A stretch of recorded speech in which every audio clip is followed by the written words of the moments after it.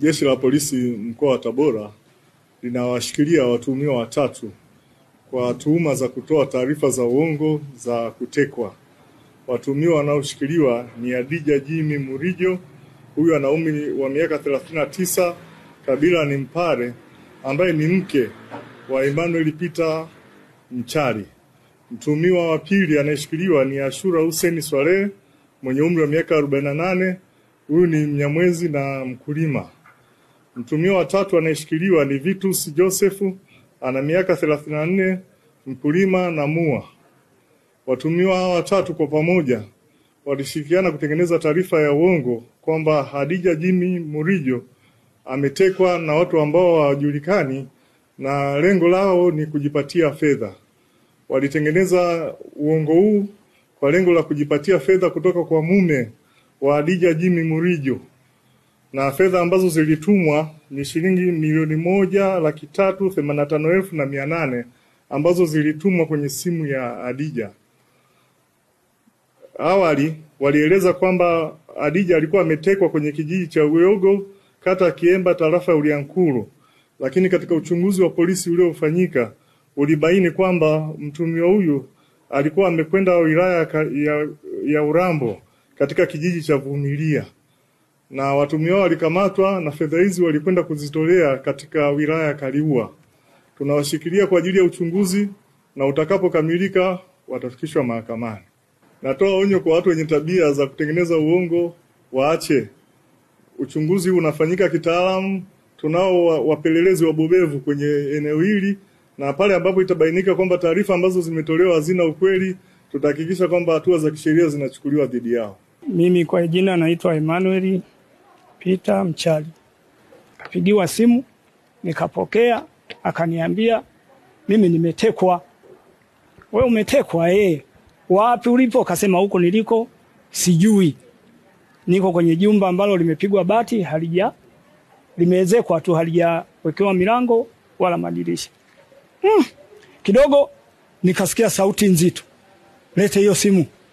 Akachukua ile simu, ananiambia hello bro, tunataka utume hela 2,000,000. Kaambia 2,000,000 za nini? Au unataka tufanye show? Ile swali lile nikaona hawa kweli inawezekana ni watekaji. Sasa kwa sababu ana na mtoto wangu anaye kule, mimi ilibidi nikamwambia nipeni muda. Wakaniambia tunakupa dakika 4. Nilichokifanya nikaenda polisi kwenda kutoa taarifa. Jamani, kuna tukio hili limetokea, kuna mtu fulani ametekwa. Sasa mzee, hebu nenda kalale. Haya maswala yanatakiwa masaa 24. Mimi nikarudi kulala. Lakini wakati huo simu zinaendelea kupigwa kwamba tunahitaji hela.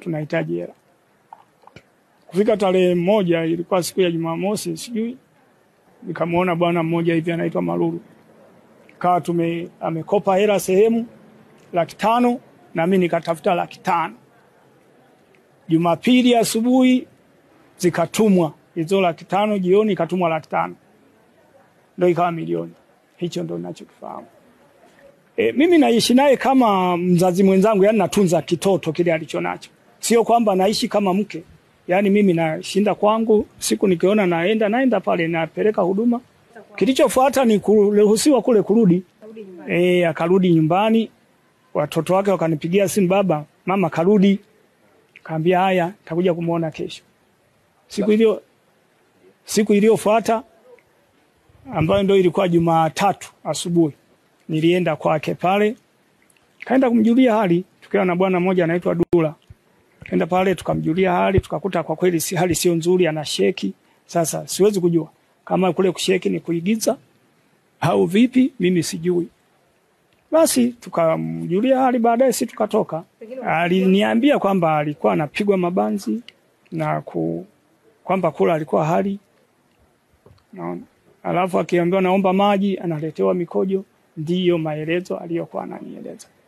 Yaani ushiriki wangu ni kama kawaida. Kodi ya nyumba nalipa, bili ya umeme nalipa, bili ya maji nalipa.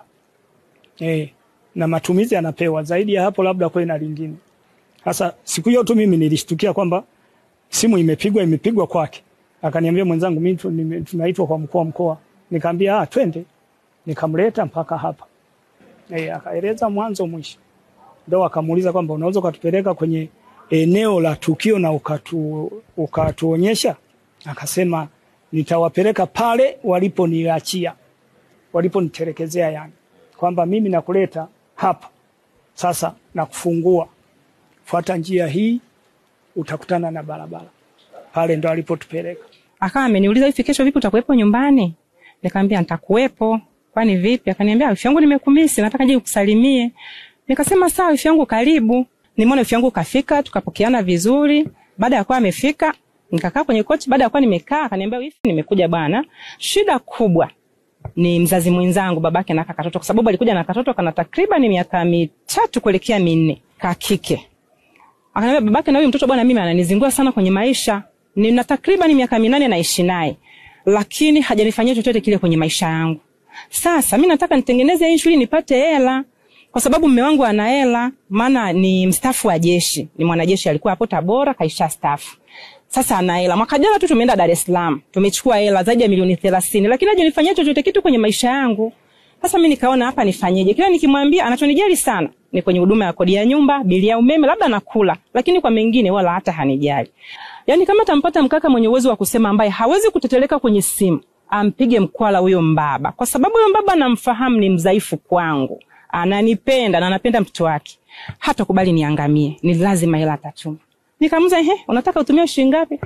Akasema mimi nikitumia milioni 2 kesi imeisha, mimi naondoka. Nikamwambia wifi, milioni 2 yote mtu anaweza kutumia hata kama ndio mume wako. Nina uhakika zipo, ndio maana anasema milioni 2. Bahati nzuri imefika kijiweni, kuna mkaka nafahamiana naye, waga ananiita mama mdogo. Nikamuita anaitwa Vitu, si huyo kaka. Nikamwambia Vitu, nakuomba nyumbani kwangu nina shida. Kweli yule kaka kaingia ndani. Baada ya kuingia ndani yule kaka, mida tunakula, nikamuuliza wifi, vipi ratiba zako zimekaeje? Akaniambia ziko zinatiki. Kaka akakubali, kasema atanisaidia kupiga mkwala. Nikamwambia haya sawa. Nimerudi kwenye mishemishe zangu, yapata kitu kama kwenye saa 10 hivi. Wifi akaniambia hivi, wifi muamala umesoma? Nikamwambia niambia wifi yangu, umesomaje? Nimetumia 500,000. Umetumia 500,000 na kaka ambaye ndo baba Neema, ambaye ndo mzazi mwenzie. Akaniambia yeye kanitumia 500,000. Nikasema sawa, haina shida. Tumemaliza kula. Wifi yangu ananiambiaje, wifi muamala wa pili umesoma, imetumwa 500,000 nyingine.